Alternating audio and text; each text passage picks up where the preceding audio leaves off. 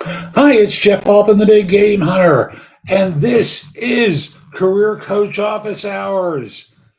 I spend time twice weekly, Tuesdays and Fridays at 1 p.m. Eastern, answering questions I've received from people about job search, hiring more effectively, management, leadership, and different workplace issues. Now, if you're watching today and you have a question for me, you can put your question into chat. I'd be very happy to answer your questions during the course of the show. I do have a lot to cover today. I will be back on Friday. Next Tuesday's show is going to be pre recorded. I'm going to be off on a short trip to visit my son for Father's Day and for a few days after that. But I just want to make sure that I address whatever questions I have before that. I'll also remind you to visit my website, thebiggamehunter.us, to schedule time for a free discovery call, schedule time for coaching, find out about my courses, books, and guides. There's just a lot there that can help you. And I must also say, if you need advice from me, the blog is terrific. And if you need personalized advice, schedule time with me for a coaching session. Yes, I do charge for this, and I'd be very happy to help you. Also, I've got my podcast, No BS Job Search Advice Radio, is number one in Apple Podcasts for job search. Last Friday was episode 2400.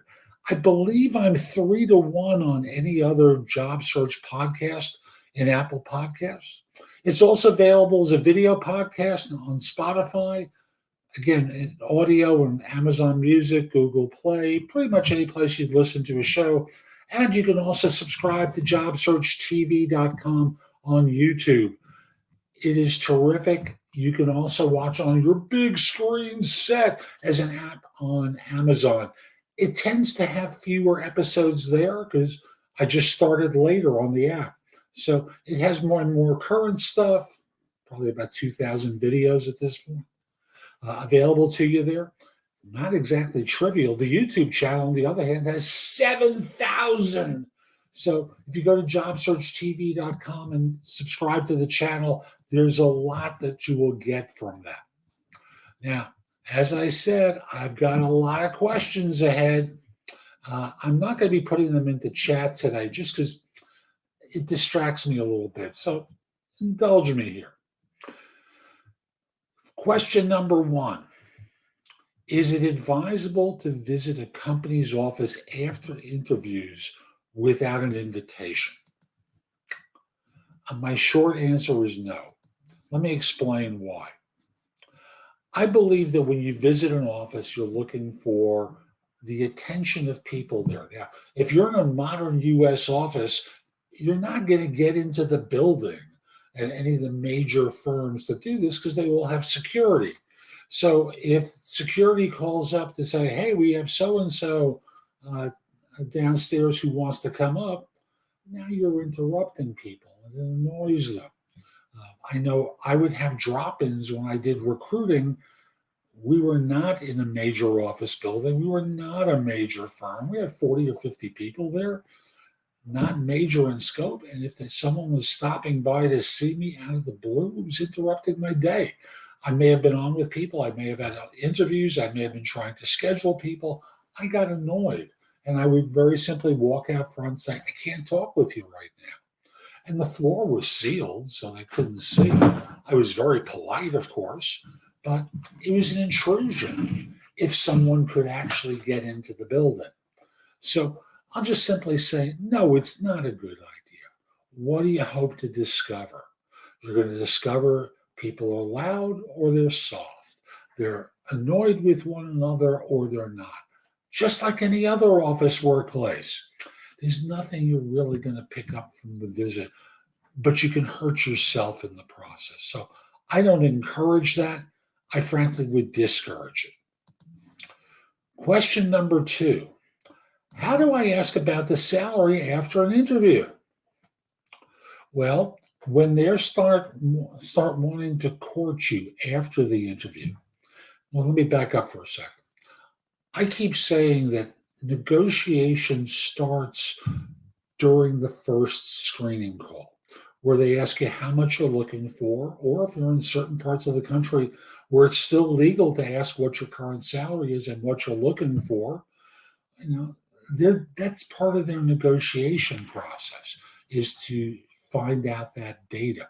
In terms of the salary, well, at the point they're ready to make an offer, they're going to tell you, of course. But if you're doing this after the screening round, not a good idea. I would say, the way you answer questions about compensation, what are you looking for? Well, I think it's a little too early for me to be specific. After all, I haven't met my future boss. I've read a job description, but I haven't met my future boss. I haven't met the team. Don't have a sense of what role responsibilities, accomplishments are, milestones, what the expectations are going to really be for me. So it's hard for me to set a price, but I need to know what you're looking for. I can give you a quote now, but I may change it to go up or down after I meet with he or she. So can we come back to that later on? I can give you a real feel for it after I've gone further. And that's really the best way to handle salary. And as you move down the road, as people ask you, what are you looking for? You might deflect it and go, and what is the range for the position? And that gives you an idea of what they're prepared to pay. And sometimes they can go above it because they know the game too. And they may quote you a little bit less so that they can come back and make the offer and go, what we're able to do is come in higher than what we told you about, so that you get all excited and happy and it helps close the deal. But how do I ask about the salary after the interview? Just sit back, follow my advice. That's really going to be the best way to do it. Is it cheaper for an employer to keep its old employees than to hire young people? From a baseline dollars and cents standpoint, no, it isn't. Because, younger people are paid less money. However, there's indirect costs associated with younger people. As a result, the costs of employing someone who's younger, who's less experienced, start to shift. And they start becoming expensive because they require attention from the more experienced people to teach them the culture, how to do things in that firm, etc. So I don't think that's really a useful question for anyone. I'll just simply say no. With older professionals, they are more expensive. Salary, benefits, bonus, their benefits often become more expensive as they age because they're more likely to get sick. It's complicated, but I don't believe it's something to really focus on. Again, I think less experienced people are less costly than older employees. Is it better to be interviewed first or last? I was thrilled when this question came in because, frankly, so many people have this notion that I want to be the last one in.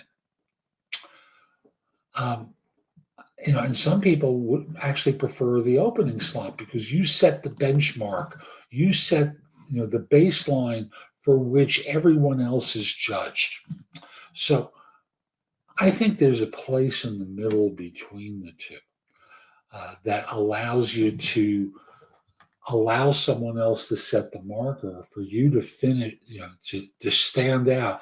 I've never really liked the last place, even though I know that's always been part of recruiter lore, is to be the last one in. I just think often the last one is affected by all the other ones who come in, and the employer's kind of bored with interviewing by that point. So I've never been a fan of the last spot. I've always been more of a fan of a middle spot rather than the first spot. First spot, they're kind of they're ironing out some of the details about how they're going to evaluate and assess people. But somewhere in the middle is really ideal in my thinking. I'm just going to remind you, if you've got a question about job search, hiring, management, leadership, or want advice about a particular workplace issue, put your question into chat. I'll try and get to it today, okay? And I've got another one. How do I say no to a job interview? I think courteously is the first place I'd start off with. And just very simply say the way to deal with it is by saying, you know, it sounds like a good opportunity, but I don't think it's for me. And if you know someone who'd be qualified for the role, recommend them. The question comes down to, did you apply for this job? If you did, why are you not interested and you applied?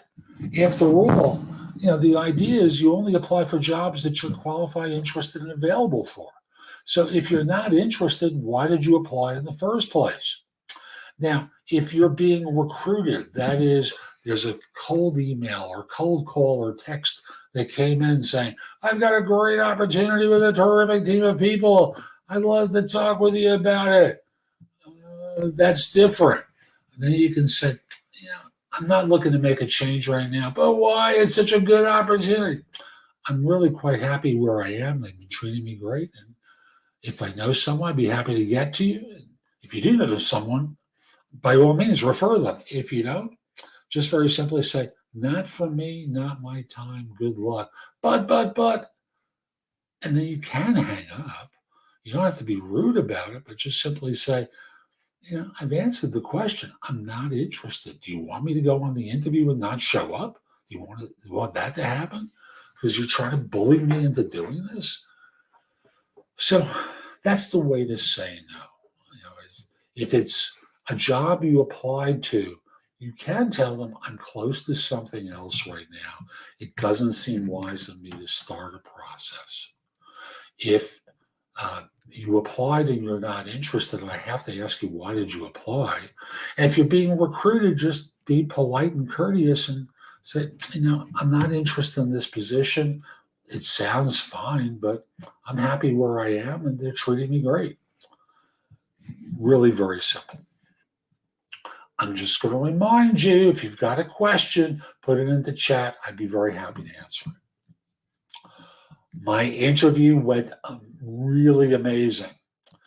After the interview, I honestly told my recruiter, they're not your recruiter. I honestly told the recruiter that I have a deadline of tomorrow for another offer. And a few minutes later, he said that he couldn't offer me the job.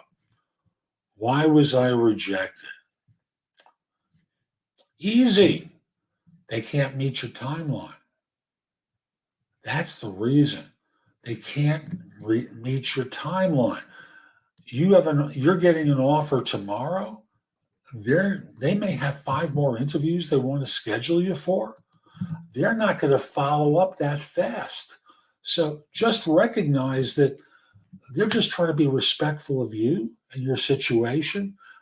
The simplest thing I would have done is, could you give me an idea of what next steps might be? And that allows you to say to them, I'd like to proceed. I do have another offer. So if anything can be done to expedite this, I'd really appreciate it. If not, I'm going to go through the process. I may say yes to the other one because it's a good offer. I don't want to lose it. And then they'll probably dig in further to understand what they're competing with. And they may tell you that, there's they can't match the money, and then you have a choice about proceeding. But that's the way I would have handled it. Okay, we have a message here. Donna said, I have a new job for 1 year. Love the work, people, and manager. Hate the commute, long work hours, stress. I've started looking and gotten a lot of interest in interviews. Crazy to go? No. No. Excuse me for using the metaphor of dating. All you're doing is dating, and you're not married to this firm. After all, they could let you go in a heartbeat, right, Donna? So think of it from the standpoint of what serves you, what is best for you. And what's best for you really comes down to A similar type of job where you don't have to deal with a long commute, stress, and all the other headaches that you have associated with it. You know, love the work, people, and manager, but hate the commute, long work hours, and stress. You know, it's not perfect. It's good. You don't have to leave if you don't find something you think is superior to what you have. You're just exploring other options. Nothing wrong with that. So, do I think you're crazy? Absolutely not. I speak from the perspective of at one point I lived in northeastern Pennsylvania, in a town called Milford, and I would get on a 6 a.m. bus and that pulled into Port Authority, New York, 2 hours and 15 minutes later. Catch that one. 2 hours and 15 minutes later. The commute home was shorter. 2 hours. Woohoo! But, you know, I know what it's like to do a long commute. And I was able to work on the bus. I had Wi-Fi. I was able to continue my workday while commuting, but it wears and tears on you. Now I've got a home office. I like it a lot more. Have a 1 minute commute to work in the morning as I walk downstairs to my office. It is pleasurable. You could be, if you get another offer, you could explore a work from home situation if your work is the kind that can be done remotely. You say you've been working for this firm for a year. It suggests to me that you got a job during COVID, and thus, is it possible to continue to work from home? Would hybrid make it more tolerable? And thus, at a point where you have another offer, it's something to discuss with your employer to see if that's viable. But again, going back to your question, is it crazy to go? Absolutely not. Absolutely not. Hope that's helpful to you. I'm currently a full-time employee. I've been approached by a recruiter for a 12-month contract. I'll be a W-2 employee with benefits, a high possibility of extension, and full-time with that company. What should I consider? Now, I'm assuming that you're currently in a full-time position with an employer, not a contracting agency. Now, here's a couple of things to consider. There's no stability, but the stability of a consulting contract is non-existent. Now, they spoke about, a good possibility of it being extended. They can't know that now. It's a 1-year contract. The world changes. How do they know there's a good possibility of it being extended? They don't. The manager who's bringing them in may quit. They may be promoted and not have responsibility for the function. The economy is kind of complicated right now. They may change their priorities and cancel the contract. As we're recording this, it's June 14th, 2022. They've got budget through the year. Do they have budget into next year? You probably don't know that. So number one, that's one thing to consider. How do they know it's a high likelihood of it being extended? Listen to what they say and don't say. Consulting firms can BS people. Also, you're an employee of theirs versus an employee of a major firm. How many consultants do they have out right now? How many consultants out who do what you do? That gives you a sense of how large they are. A firm that employs 20 people is different than a firm that employs 200,000 people, as quite a few do. So think of size of the organization as being an advantage, because that means that they have people in large numbers who are out marketing to try and bring in new consulting assignments. What other work are they doing now that relate to what you do? Not that you're looking for one of the other assignments, but you want to get a sense of, do they sell in your market area? I used to do work in technology nationally. technology recruiting nationally. And I work with a couple of very large consulting firms. And one of the practices I worked with was one that focused on enterprise architecture. And the practice I dealt with had a lot of people within it. And they were constantly hiring because the practice was growing. That gave me a degree of confidence, and the people I was representing to them a degree of confidence that there'd be more work that would follow once this particular engagement was done. So I'm giving you a couple of things to consider as part of the evaluation process. Don't be afraid to ask questions.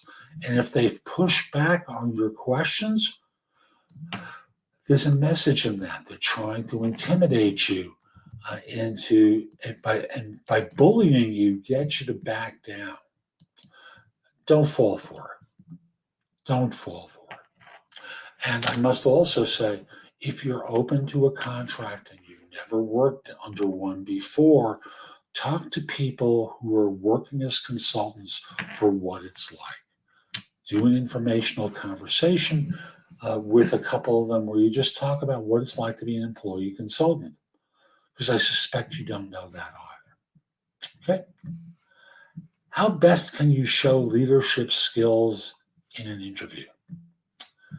The answer is by talking about your leadership in the course of your answering questions during the interview. So always think in terms of how you demonstrate in your stories that you assume leadership, even in a staff role. I was the most senior, I was the go-to person.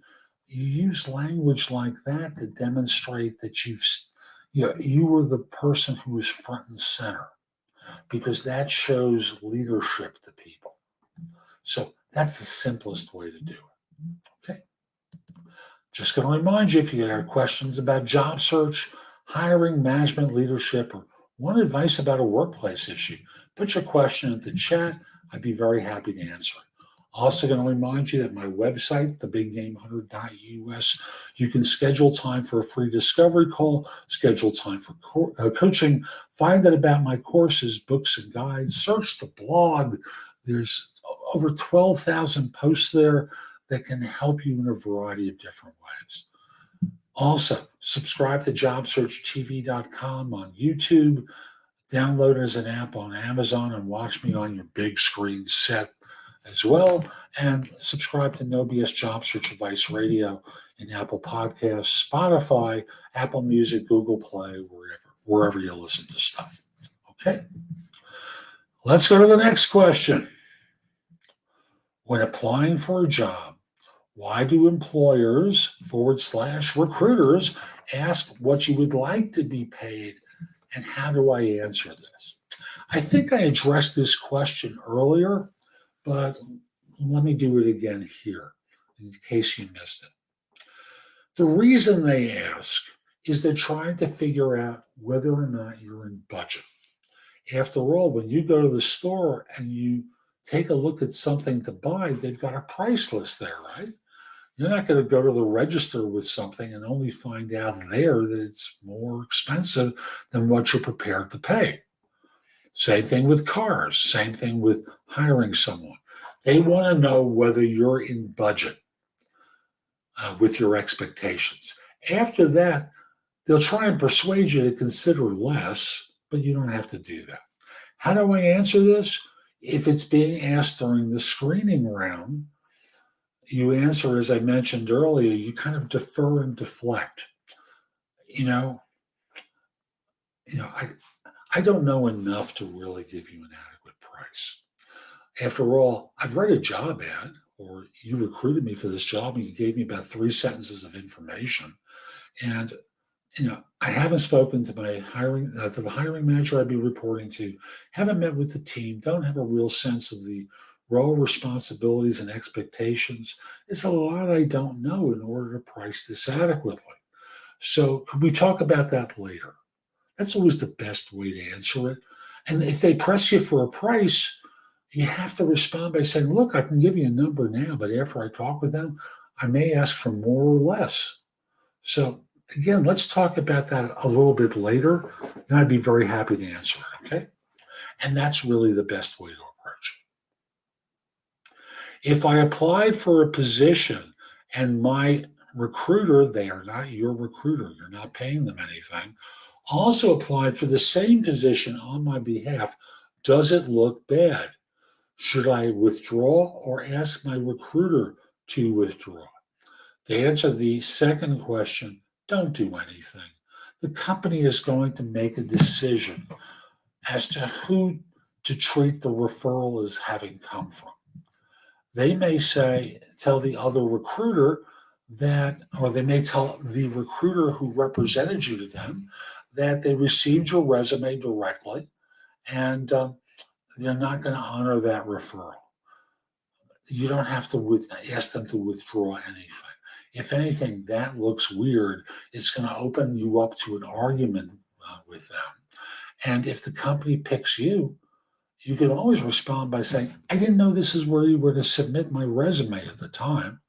And I had already applied. So, sorry, but you didn't tell me where you were referring me to. And if they did tell you and you said that after the fact, I'm going to beat you up here for a second because what you did was awful. You stole money out of someone's mouth. And I say that because recruiters generally work for a commission. And if they were kind enough to share that information and you took it, that's thievery. Remember, they've got families and mortgages, apartments to pay for. They've got kids they've got to feed and clothe and families. Why would you steal from them? Because that's really what you're doing.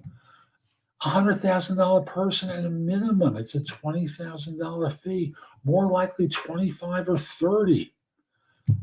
That's a lot of money for people. Why would you take that from them? So I'll just simply say, don't do anything for now. And if you did steal that information, I would encourage you to back out and just simply say, I realized that, it didn't hit me at the time, but I realized that the agency referred me, and I'd rather go in from them because they did mention your name to me, and for some reason, I wound up applying, and I don't think it's right that I take something from them. So that's an ethical way to back out if you did steal. So I would just sit there and wait under most circumstances and then move on from there. What are the possible outcomes if my current employer knows about my job interview and offer letter received? If I'm understanding this question correctly, your current employer found out you've interviewed and gotten an offer. What are the possible outcomes? Well, you could accept the offer and give notice. But that's easy. You could tell the employer, I've received an offer. I did interview elsewhere, but I want to stay here. I'm not going to be interviewing elsewhere. I just want to give you an idea of why I went interviewing.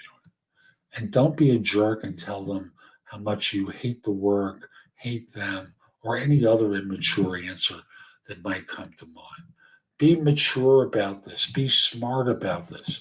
Don't be insulting. Just deal with it directly so that in this way they understand you now have a commitment to their organization.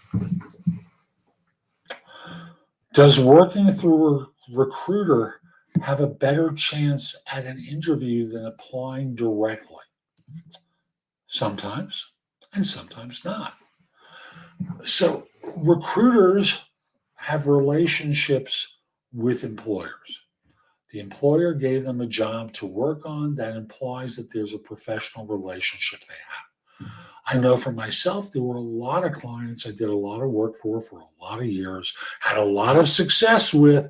They trusted my judgment. That was fabulous. And thus people I represented were prepared better, got better results than people who just came in off the street. So this question is kind of linked with the previous one. There's an advantage when you have a good recruiter. On the other hand, if it's not a firm that has a good relationship, often you don't get good enough preparation to perform well. That I don't want to say it disadvantages you, but there's no benefit to the recruiter relationship. So the ideal is if they do have a strong relationship.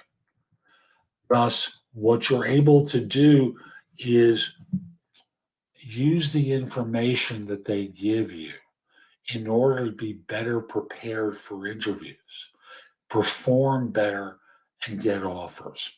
That's really what it comes down to. You want to receive an offer, you want a good opportunity. They know the client well, that gives you a leg up.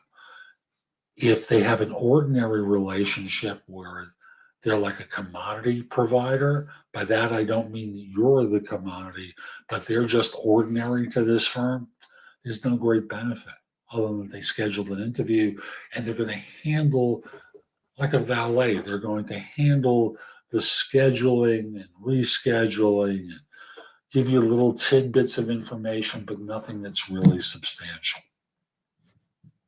I'm going to do one more question today and then move on. Okay. I was once told that once you get an interview, your resume becomes garbage.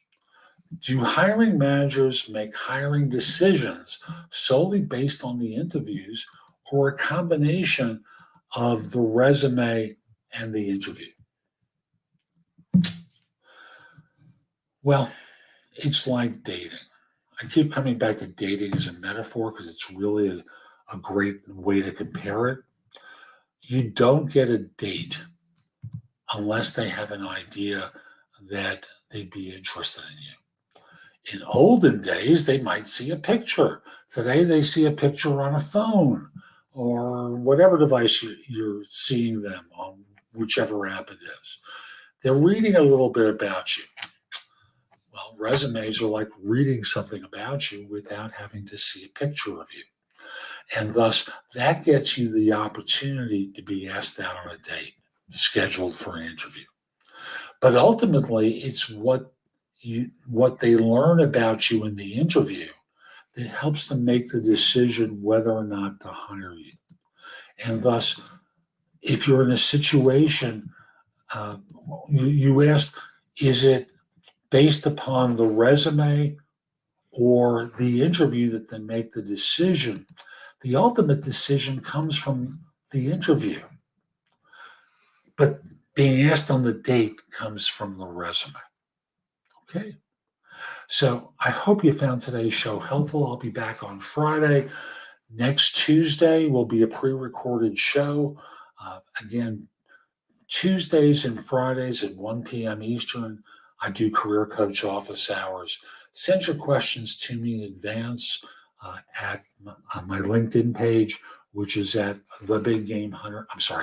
LinkedIn.com/IN/The Big Game Hunter. That's the best way to send questions in advance. Also, I'm going to remind you one more time, visit my website, thebiggamehunter.us, where I've got a ton in the blog that can help you. You can schedule time for a free discovery call, a coaching session, find out about my courses, books, and guides. There's just a lot there to help you. Also, subscribe to JobSearchTV.com on YouTube.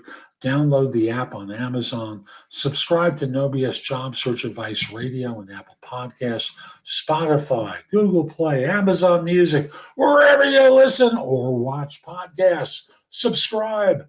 5 days a week it comes out. There's just a lot of good information that you'll get.